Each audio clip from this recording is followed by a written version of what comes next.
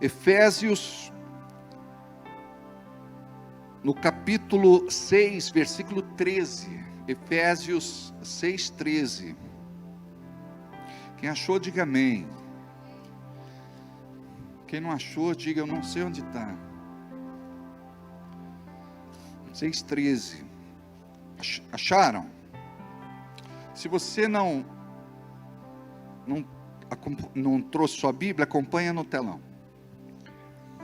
Por esse motivo, ou melhor, eu quero a outra tradução. Portanto, tomai toda a armadura de Deus, para que possais resistir no dia mau, e havendo feito tudo, permanecei firmes.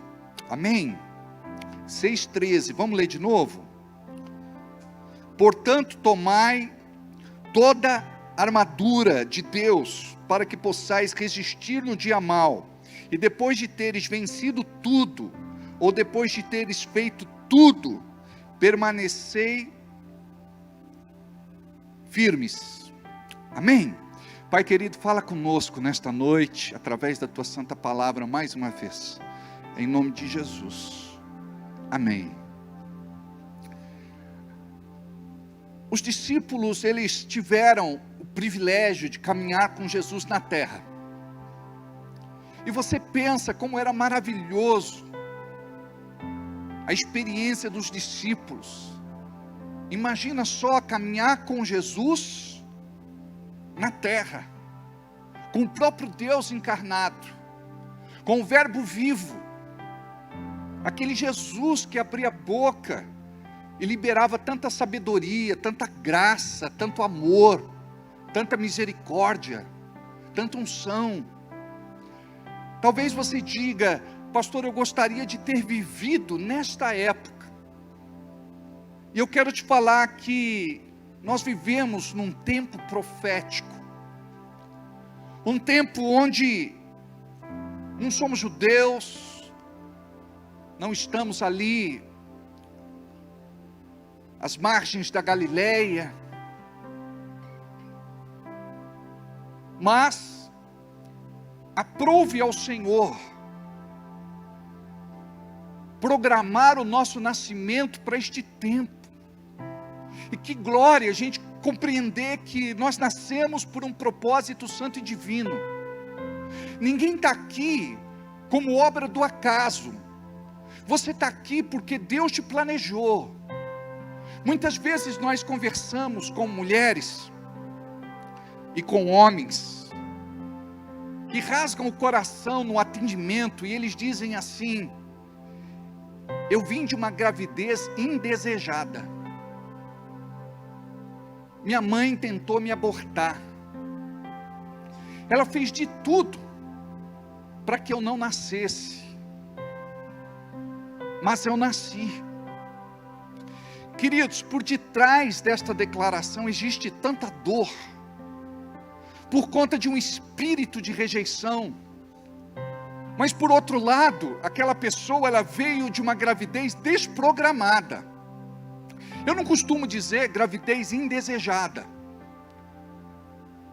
Mas você foi planejado por Deus. Você foi sonhado. Você foi desejado. E é por isso que você nasceu. E o diabo quer te convencer de que você é obra do acaso, que você é um peso morto, que você é um imprestável, que você é um inútil, que você não serve para nada. Mas guarda isso, o diabo é mentiroso, e você tem que tomar muito cuidado com aquilo que você processa na sua cabeça. Você tem que tomar muito cuidado com aquilo que você pensa, porque por detrás de muitos pensamentos está o diabo, e o diabo, ele quer paralisar você. Então tem muita gente que diz assim: eu nunca fui amado, eu nunca fui desejado, eu nunca fui esperado. É um engano teu, porque lá na glória, Deus já tinha escrito a teu respeito. Deus já tinha definido a tua vida. Mas acontece que aqui embaixo, somos nós quem vamos decidir o que fazer da nossa vida. Se a nossa vida vai glorificar a Deus ou se vai glorificar a nós mesmos. Se você vai buscar a vontade dEle ou se você vai fazer a tua própria vontade. Então você precisa fazer escolhas e tomar decisões.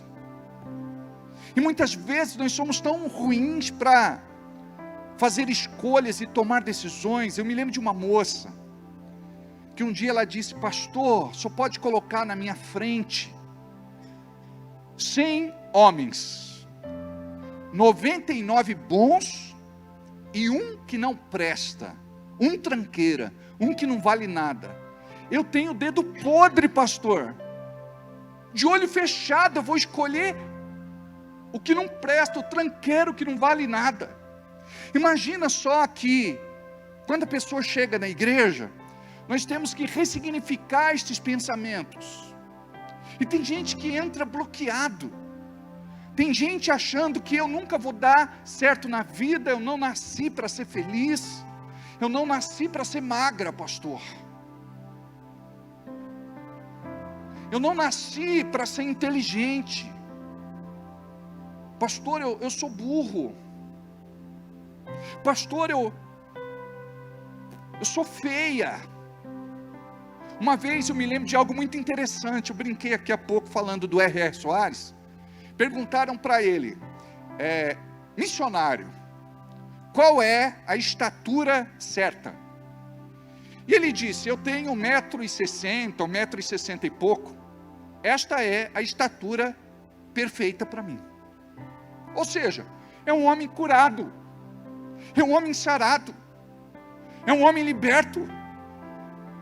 E tem gente que não compreende o que é a graça de Deus. Imagina Davi. Tem gente que fala, Davi guerreou contra o gigante Golias, não é?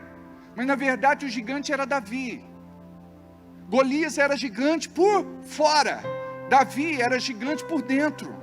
Mas o gigante olhou para Davi e riu dele por conta da pequena estatura. Achou que ele era um menino.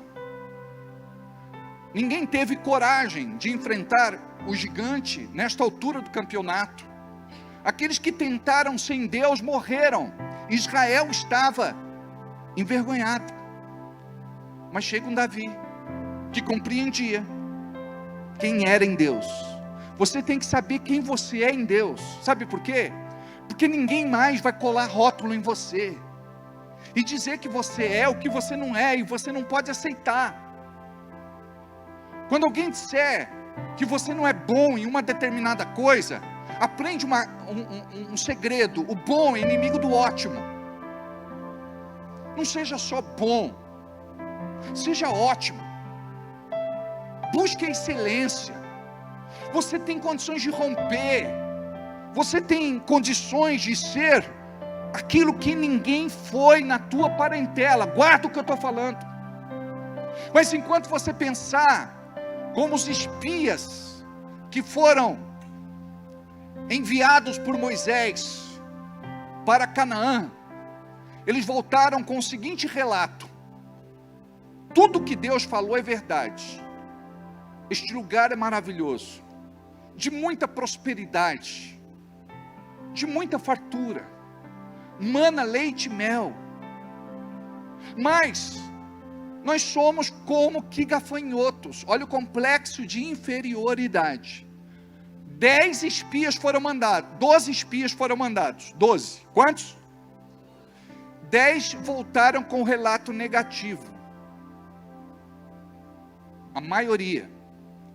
E a minoria tinha fé, que foi Josué e Caleb. Enquanto os outros diziam, não é para nós, eles diziam, não, se Deus prometeu, vamos tomar posse.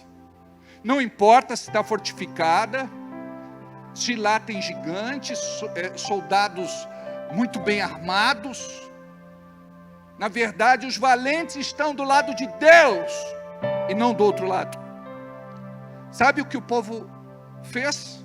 Chorou, rasgou as suas vestes, murmuravam e queriam matar Josué e Calebe, porque eles disseram: vocês podem, se Deus prometeu, é nosso, vamos entrar, vamos para cima. Só que não foi isso que aconteceu. Com isso eu quero te falar o seguinte: você está do lado da maioria ou da minoria? Geralmente a gente quer ficar do lado da maioria, daqueles que estão reclamando. Uma vez eu estava na fila de um banco, do Itaú, lá na praça.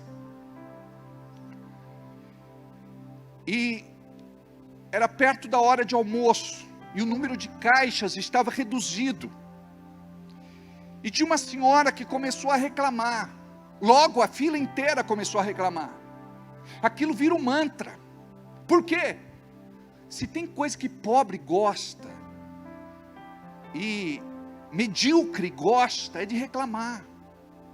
Puxa a boca de uma pessoa pobre de espírito e medíocre.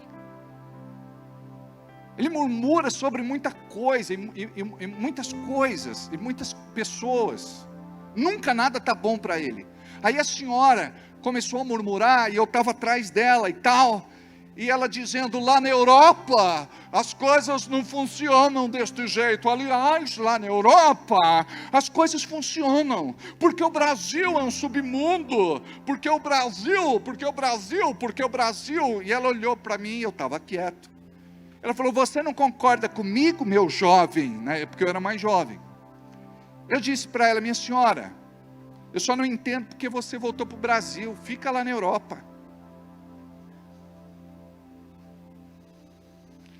Você não concorda comigo? Eu disse: não. Amados, preste atenção. Depois do advento do celular, você ficou muito mais impaciente do que você era. Você não sabe disso, ou talvez não saiba, mas você hoje sofre de uma compulsão aguda por conta do celular. Não sabe mais viver sem o celular.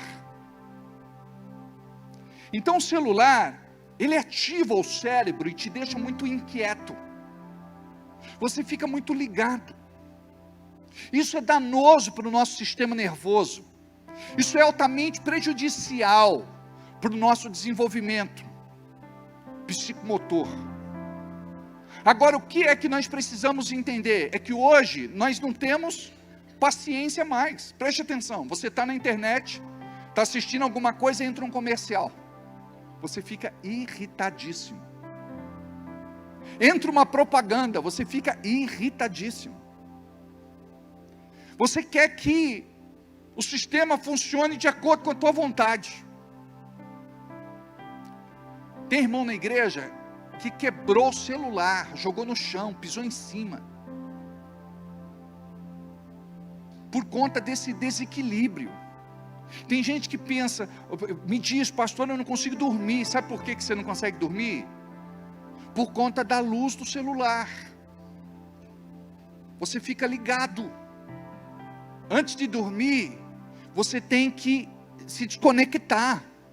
Aliás, não deve deixar nem o celular dentro do quarto, por conta das ondas eletromagnéticas. Isso é muito prejudicial a médio e longo prazo. Desenvolve doenças, patologias. Só que não, tem gente que põe debaixo do travesseiro. Tem gente que deixa a luz do celular acesa. E a recomendação que nós recebemos é que nem aquela luzinha vermelha, o LED da televisão, deve ficar ligado. Por quê? Porque o teu cérebro fica ativo. E ele precisa de descanso, escuridão absoluta para produzir a melatonina. Então tem gente que não consegue descansar, tem gente que não consegue repousar, tem gente que acorda muito mais cansado do que quando dormiu. Por quê? Por conta dessas coisas. Aliás, até a luz do celular à noite diminui. Tem gente ficando cego, perdendo a visão, e não sabe por quê. É por conta da luz, da intensidade da luz, da claridade do celular nos olhos. Então, hoje nós somos muito impacientes com tudo. eu estou lá na fila exercitando a minha paciência, porque paciência é uma virtude.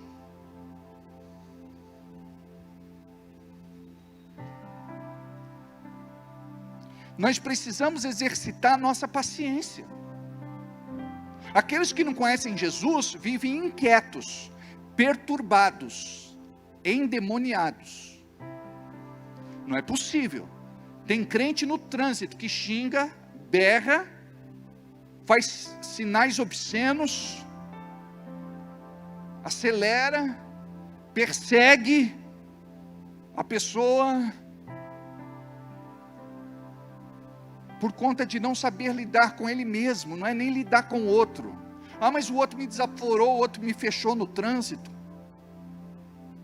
Releva. Mas essa inquietação que brota no nosso dia a dia, está trazendo destruição, está minando a nossa comunhão com Deus. Imagina só, qualquer coisinha irrita você. Antes, precisava de ser coisas mais sérias. Hoje não, qualquer coisa. O marido vai conversar com a mulher se estranha com o marido se estranha com a mulher. Trocam ferpas, um espeta o outro. E é tão feio, principalmente quando a gente é de Jesus. Eu fui na casa de um irmão, o irmão quis cuidar de nós e ele improvisou lá um churrasco. Mas ele maltratava tanto a esposa, ele foi assim, tão ofensivo, tão mal educado, que aquilo me constrangeu profundamente. Eu tive vontade de ir embora, porque um ambiente desse não me cabe. É tão fácil pedir para a mulher, por favor, passa um pano aqui para dar uma organizada, para limpar. Querida, faz isso. Querida, faz aquilo. Mas o que foi que aconteceu? Existia lá já uma situação mal resolvida, e a gente precisa entender isso. E por conta disso, a pessoa, ela se expõe. Nunca se exponha perto de outras pessoas. Se as coisas não estão bem com você, não deixa ninguém perceber. Porque tem mulher que gosta de falar mal do marido, criticar o marido, detonar o marido. Só que daqui a pouco a mulher vai estar bem com ele e vai ficar mal com os parentes, com as amigas, até com os irmãos da igreja. Porque tem irmão que não tem filtro, e a gente precisa ter filtro. Sempre eu digo, existem dois lados, o seu e o dele, ou até três lados, não é? O meu, o seu e de quem está certo. Porque a gente sempre acha que tem razão, e a maior parte das vezes a gente não tem. Sabe, nós precisamos nos anular. Sabe o que Deus espera? É que o nós suba e o eu desça. Então quando a gente aprende a lidar com o outro, é porque a gente aprendeu a lidar com nós mesmos. É porque tem coisa em nós que é insuportável, nem a gente aguenta. Então você está ali, sabe, a flor da pele, a última gota transborda, qualquer coisa serve para você ir para os finalmente. É tão bonito ver alguém carinhoso, delicado, meigo, educado, polido, cordial. E isso, gente, faz parte da nossa personalidade, é treinamento. A gente pode mudar. Eu mesmo era um casca grossa. Não vou dizer que eu mudei 100%. Mas quando eu percebo, sabe, que eu saí fora da pista, eu retomo a direção e volto para a pista, eu me conserto, peço perdão. Não é desculpa, crente não pede desculpa, sabe essa coisa? Ah, desculpa. Eu acho que a desculpa às vezes é muito superficial, perto do entendimento e da revelação que nós tivemos. É que a gente trata aquela situação apenas como um erro e uma falha, mas muitas vezes não é, um pecado que nós cometemos contra a esposa, contra o marido, contra os irmãos, contra as pessoas. E o apóstolo João, ele fala isso, que quem pratica o mandamento é aquele que vive o amor. Então, se nós dizemos que somos de Deus, nós precisamos praticar o amor. E tem muita gente que é queixoso e diz assim: ninguém me ama, e se ninguém me ama, eu não vou amar ninguém. Preste atenção, para eu colher amor, eu preciso plantar amor. Tem muita gente que teve uma infância péssima, aliás, nem teve infância. Tem muita gente que teve uma criação péssima, uma adolescência péssima, uma juventude péssima, uma vida como adulto péssima. Só que nós não vamos piorar isso, nós vamos curar, nós vamos sarar, nós vamos libertar. Sabe por quê? O curado cura, o sarado sara, o liberto liberta, o salvo salva. Então tem pessoas que muitas vezes elas são tão amargadas, azedadas, curtidas, mas você está ali, sabe, paciente. Por quê? Porque você está vestindo a armadura de Deus, que nós lemos aqui há pouco, em Efésios capítulo 6, versículo 13, portanto tomai toda a armadura de Deus. A armadura de Deus é aquela armadura que Davi vestiu. Mas pastor, peraí, o texto não fala que Davi vestiu a armadura.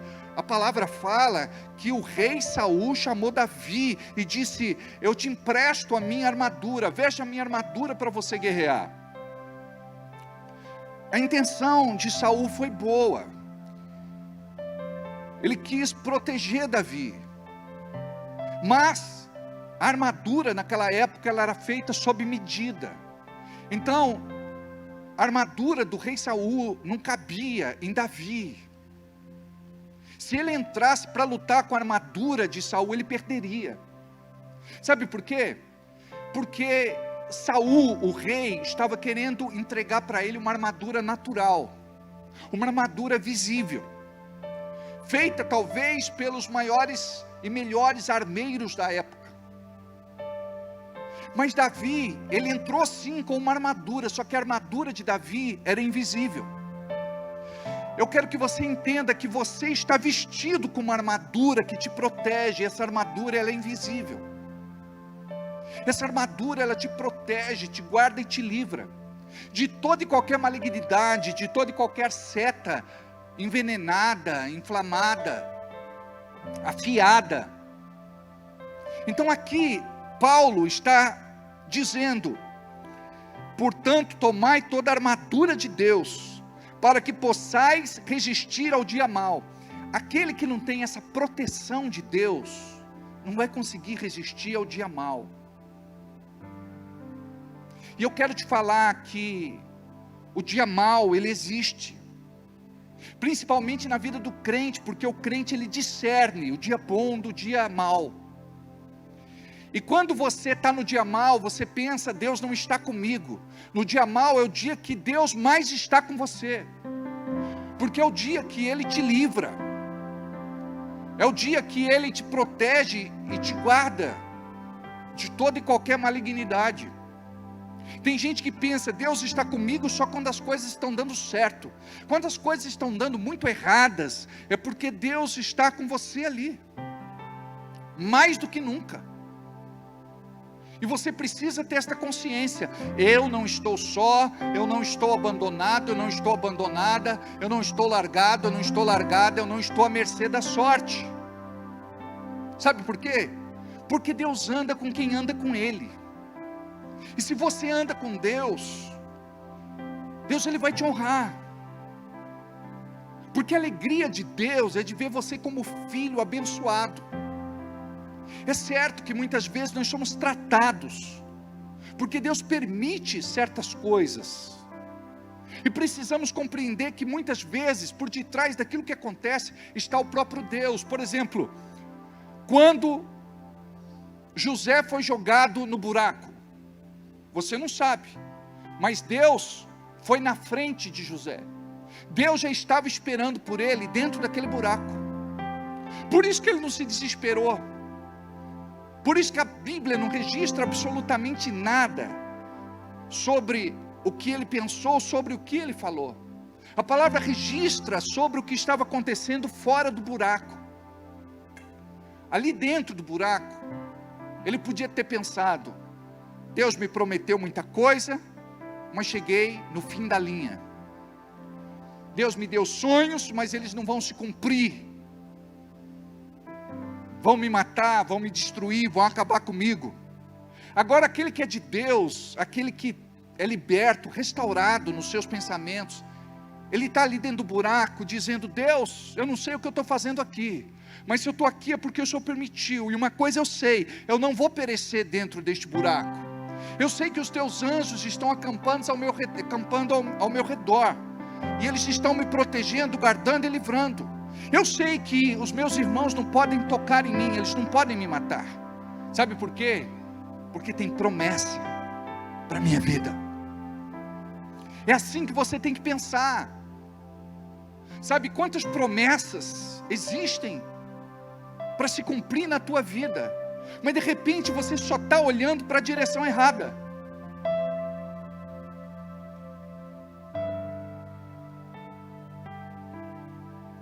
Você vive reclamando, murmurando, choramingando, se queixando, até blasfemando, falando contra Deus. Mas quando você tem essa fé, sabe, de José, entende: Deus é comigo. Diga aí: Deus é comigo. Deus cuida de mim. Diga: Deus me livra. Diga: Deus me protege. Sabe quando você tem que descobrir isso? No dia mau.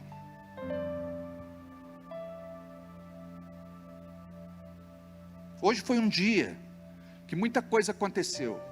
A Leisiane não está aí, mas antes do culto ela disse assim: eu estou até com dor de cabeça. A coisa é orar e tomar um remédio, né? E tem que vir aqui e oferecer o melhor louvor. Sabe por quê? Porque Deus é por nós. E você pensa que Deus vai entregar tudo de mão beijada para você? Não vai. Quando a coisa fica complicada, é aí que a brincadeira fica divertida. Então você tem que ser uma pessoa empoderada em Deus.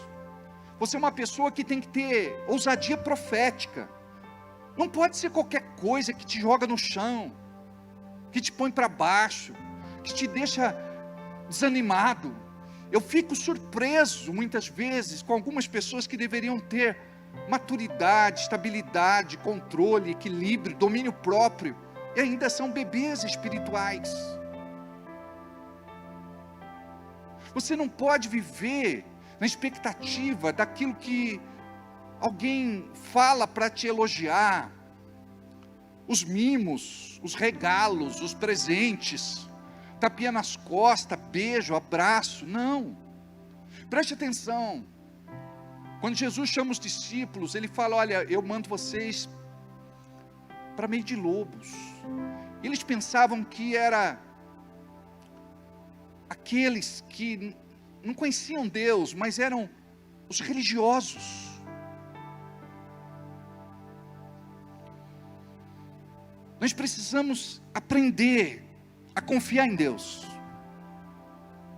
Davi, ele reinou porque ele aprendeu a confiar em Deus. Deus precisava promover Davi, e não tinha outro jeito. Ele precisou preparar assim um show pirotécnico. Israel toda ali, e de repente entra lá um menino, é verdade, com um cajado na mão, com a sua funda, com as pedras. E a história nos conta que não foi só um gigante, existiam outros gigantes. Me parece que era profético, as 5 pedras para 5 gigantes. Preste atenção. Hoje você mata um gigante, sobra 4 pedras para outros dias, para os dias maus. E você vai vencer cada gigante que se levantar na tua vida em nome de Jesus. Preste atenção, chega de perder as batalhas, chega de perder as guerras, chega de perder os combates, chega, diga aí, chega.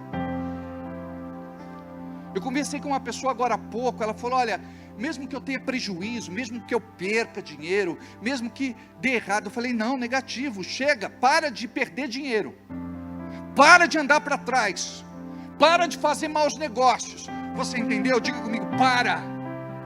Diga para quem está do teu lado, para. Amado, chega uma hora que nós precisamos nos conscientizar de que Deus é o dono da bênção. E Ele diz que eu serei abençoado ao entrar, ao sair, aonde eu colocar a palma das minhas mãos e a planta dos meus pés.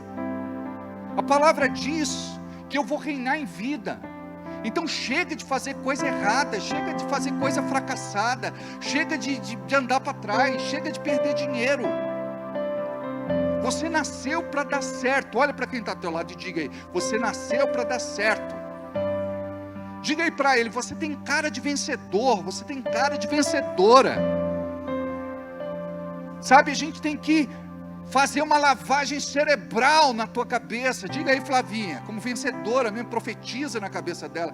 Ô Carlos, levanta, Carol levanta, Fábio levanta, Lu levanta, todo mundo levanta, põe a mão na cabeça da Flavinha ali e profetiza, você é mais que vencedora. Vai, profetiza aí.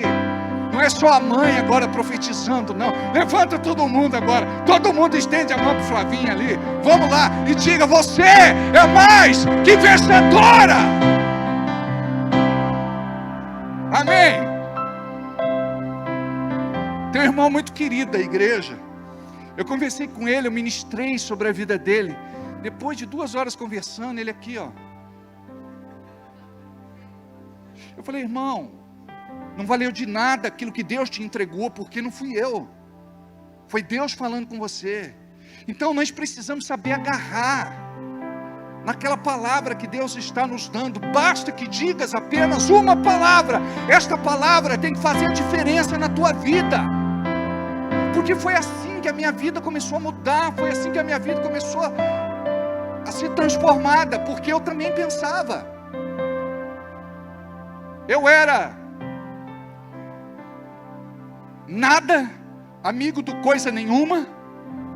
Meu pai, minha mãe, eles não souberam formar em mim uma nova identidade, segundo a palavra. Então, de acordo com aquilo que eles receberam na infância, aquilo que eles vão entregar, preste atenção como você faz, igualzinho que o teu pai faz, igualzinho que tua mãe faz. Ou seja, vocês são exemplares piorados dos pais de vocês, porque vocês se tornam aquilo que vocês mais odeiam. Ah, eu não gosto disso na sua mãe. Pois é, você é pior do que ela, você faz igualzinho e deu uma aperfeiçoada. Não é triste falar, mas é verdade. Eu me vi nesse quadro. Eu falei, não, eu não quero ser assim. Eu estou falando da parte ruim dos nossos pais. Tem as partes boas, não tem? Tem as partes boas, mas as partes ruins, você não presta, você não vale nada, você não é ninguém, você nunca vai chegar lá, sabe? Ninguém nunca vai gostar de você. Chega para a menina, fala, olha, você vai morrer solteira, que homem vai querer você? Então quando a gente chega aqui, a gente chega arrebentado. Deus olha para o nosso coração, para o nosso interior. Então você ouve uma palavra que vai te alavancar, que vai te projetar, que vai te promover, mas você está lá dentro de você, não é para mim não, é para essa pessoa que está do lado, é para o teu irmão. Essa palavra não vai me pegar, não vai me alcançar. Preste atenção, quando você estiver embaixo, toda palavra profética que for liberada, você diga amém, você diga aleluia, você diga eu recebo, você diz é para mim. Para de ser passivo, sabe? A gente fica só assistindo. E Tiago disse, não seja apenas ouvinte, não seja apenas espectador, mas seja praticante.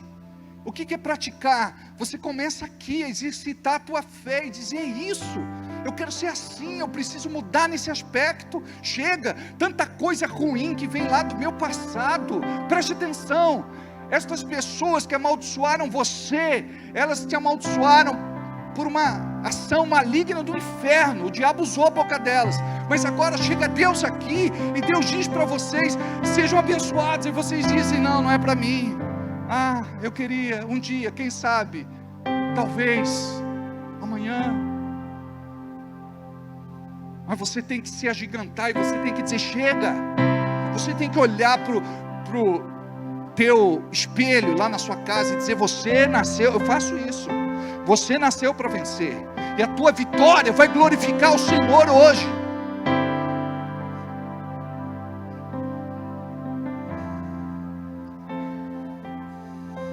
Nós precisamos compreender isso, amados. Nós precisamos aprender a confiar mais em Deus. Elevo os meus olhos para o monte. Da onde me virá o socorro? Salmo 121.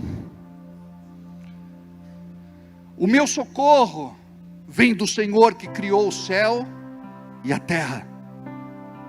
Ele não permitirá que os meus pés vacilem. Não dormitará aquele que te guarda. É certo que não dormitará, nem dorme o guarda de Israel. O Senhor é quem te guarda. O Senhor é a sombra à tua direita. De dia não te molestará o sol, e à noite a lua. O Senhor te guardará de todo mal.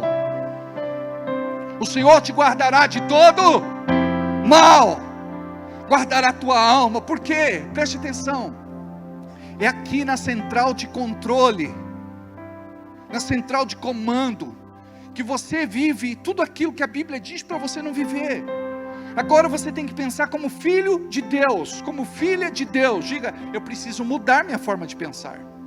Aí entra Romanos, capítulo 12, versículo 2. Não vos conformeis com este mundo. O que vocês fazem? Conformado. Não, a coisa não é assim não, não vai mudar. O negócio é aceitar, enfim. Não vou criar expectativas. O que a Bíblia manda? Você renovar a sua mente. Sabe o que é isso? Você pensava de um jeito. Você era um derrotado porque pensava como derrotado. Você era um falido porque pensava como um falido. Você era infeliz porque pensava como uma infeliz. Você não tinha prosperidade porque você pensava como uma pessoa miserável. Ele quer guardar a tua alma, Ele quer te proteger nos teus pensamentos. Mas você tem que saber o que pensa e o que não pensa.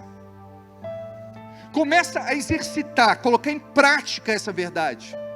Você vai ver como que você vai mudar a tua realidade de vida. Porque tem muita gente que fica: Senhor, tem misericórdia, tem clemência, tem compaixão, tem piedade de mim. Se Ele te respondesse, Ele diria: eu já tive, quando enviei Jesus, meu filho, para morrer no teu lugar. Ali Ele morreu, foi sepultado, mas ao terceiro dia Ele ressuscitou. Meu filho triunfou. Por isso que Paulo diz: em Cristo Jesus sou mais que vencedor.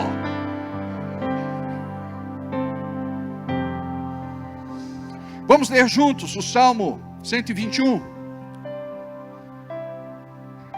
Coloca: elevo, filho.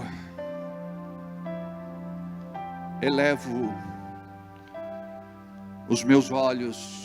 Amém, aleluia. Comigo: elevo os meus olhos para os montes. De onde me virá o socorro?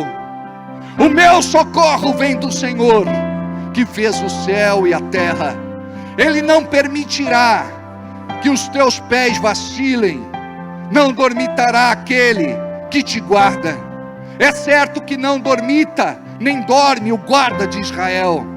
O Senhor é quem te guarda. O Senhor é a tua sombra à tua direita. De dia não te molestará o sol, e nem à noite a lua. O Senhor te guardará de todo mal, guardará a tua alma. O Senhor guardará a tua saída e a tua entrada, desde agora para sempre. Amém, aleluia.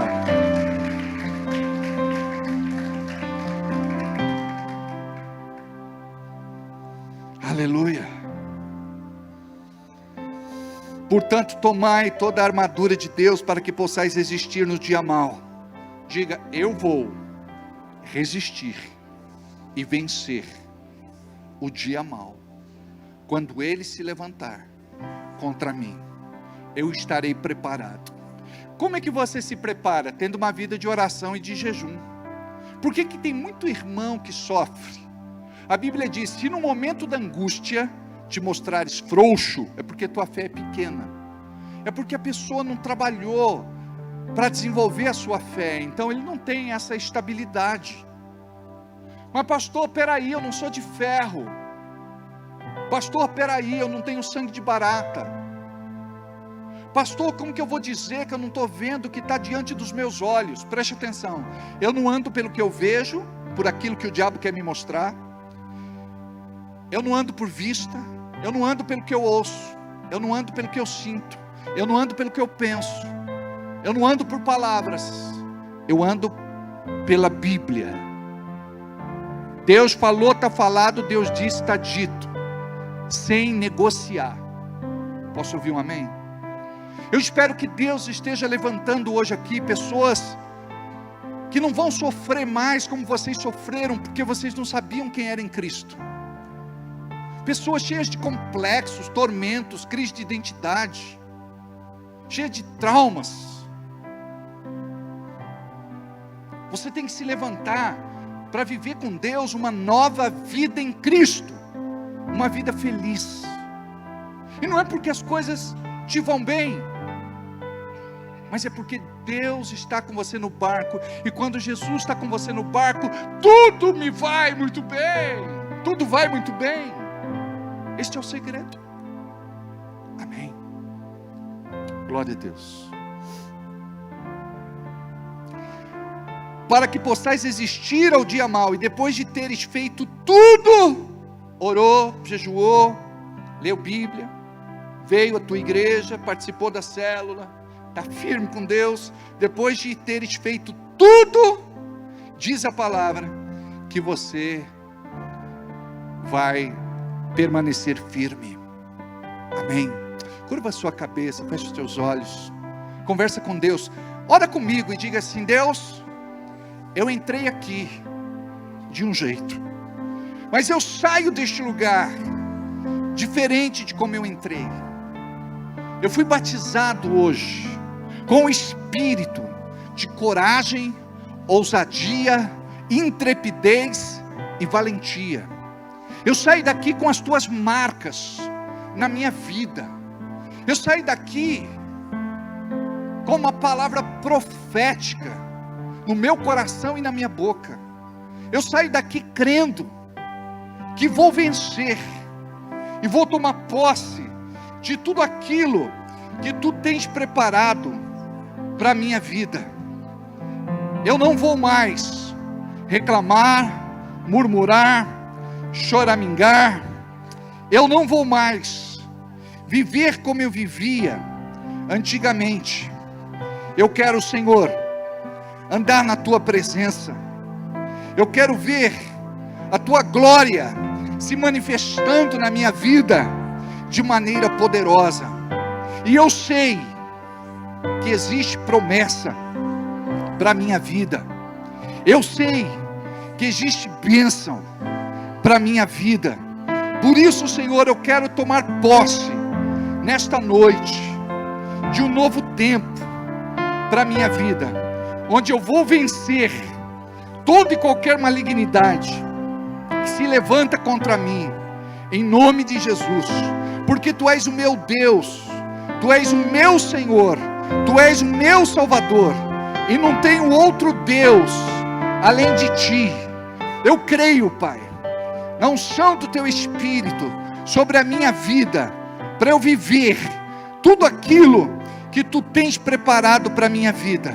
Por isso, Senhor, libera sobre mim, libera sobre a minha vida, libera sobre a minha casa, libera sobre o meu trabalho, libera, Senhor, tudo aquilo que tu tens preparado para mim, em nome de Jesus. Eu creio na tua promessa, eu creio na tua palavra, eu creio na tua unção, e eu tomo posse, Senhor, em nome de Jesus. Eu tomo posse em nome de Jesus de tudo aquilo que o céu tem preparado para a minha vida, em nome de Jesus. Coloca Romanos capítulo 8, versículo